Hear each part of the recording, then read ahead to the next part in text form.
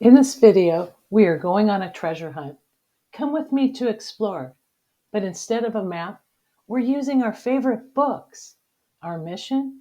To dig up the golden nuggets of information hidden in the pages. Our mission code, Reading Literature 6.1, has two parts. Finding the direct treasure. This is where the author gives us the treasure straight away. No digging required. Let's say we're reading Charlie and the Chocolate Factory. If I asked, who found the last golden ticket? You'd say, Charlie Bucket. And you've just found a fact straight from the book. Digging up the inferred treasure.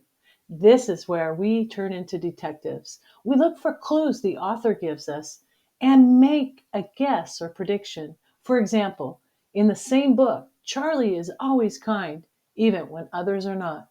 The book doesn't say Charlie is kind-hearted, but we can dig up that treasure by looking at his actions. Now, let's practice with a mystery. Mystery text.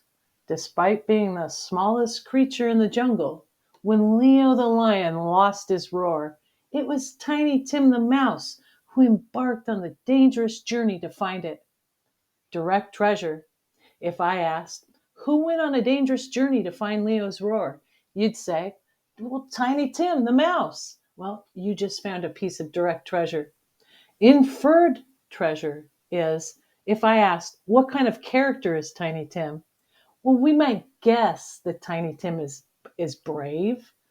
The story doesn't say Tiny Tim is brave, but from his daring adventure, we can dig up that treasure.